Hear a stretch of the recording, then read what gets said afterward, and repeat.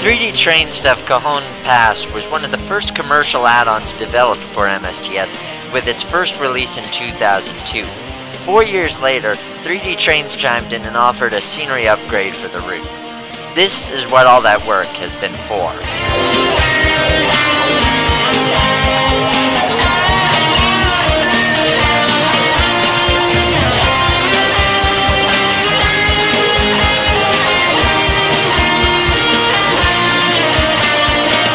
This payware rendition includes 3 separate subdivisions: BNSF's Cajon sub from San Bernardino to Barstow, Union Pacific's Mojave sub from West Colton to Mojave, and BNSF's Mojave sub linking Barstow to Mojave. All in all, it's about 260 miles of mainline.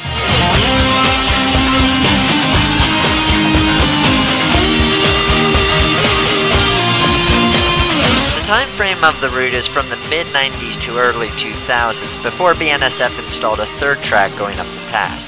However, older Santa Fe and Southern Pacific stock is still at home on this route.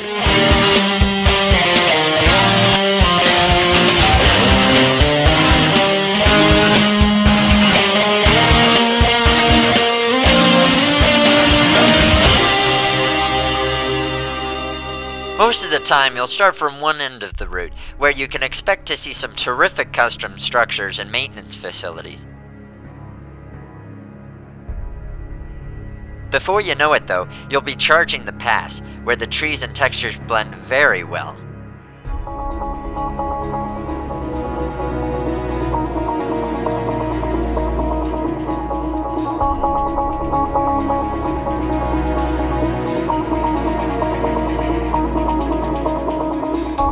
Equally impressive to the pass is the seemingly endless Mojave Desert. The 70-mile-per-hour limits for freight, the smooth scenery and frame rates, and the miles of scale rail.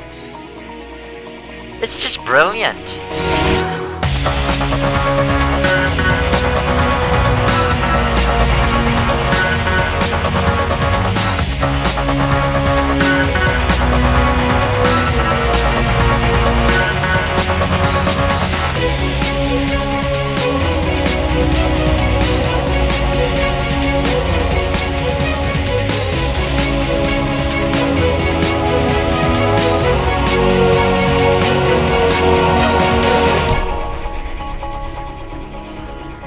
In the spirit of Donner Pass, the activities are also a very nice addition.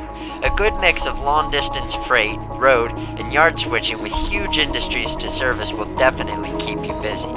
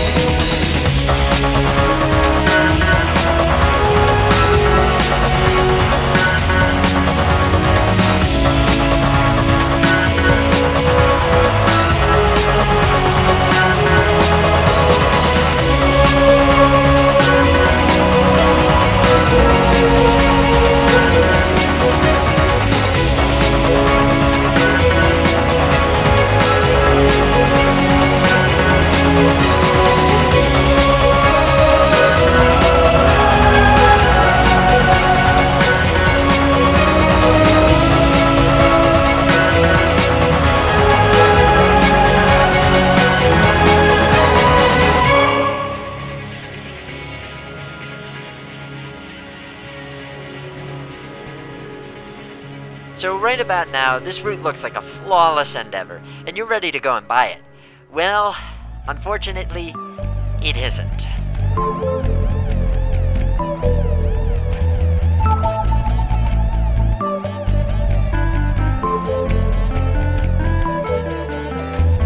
Even this route has its flaws, and they're not all that small. For instance, although scale rail is a very welcome addition, many of the crossings are just tracks laid on top of the roads. Also, it's weird seeing switches with wooden ties on the concrete tie main lines.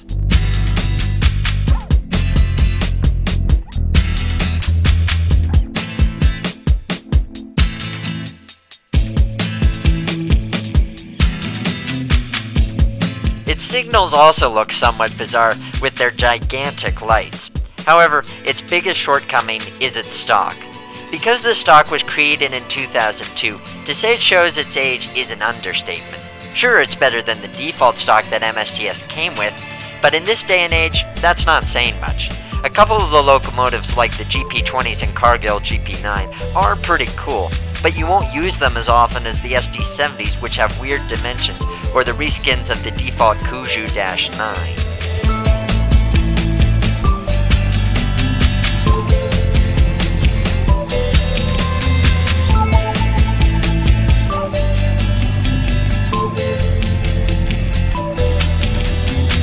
It'd be easier to overlook these flaws if the route was cheaper, but to buy both the route and its 3D train scenery upgrade costs $57, making it the most expensive route you can own. That's the same as buying Feather River Canyon, and a Starbucks coffee, and a donut, with sprinkles.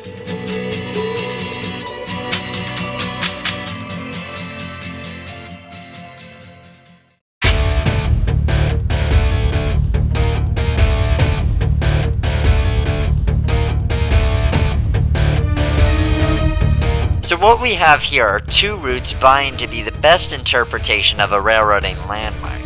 Choosing a winner won't be easy, but we'll come up with something.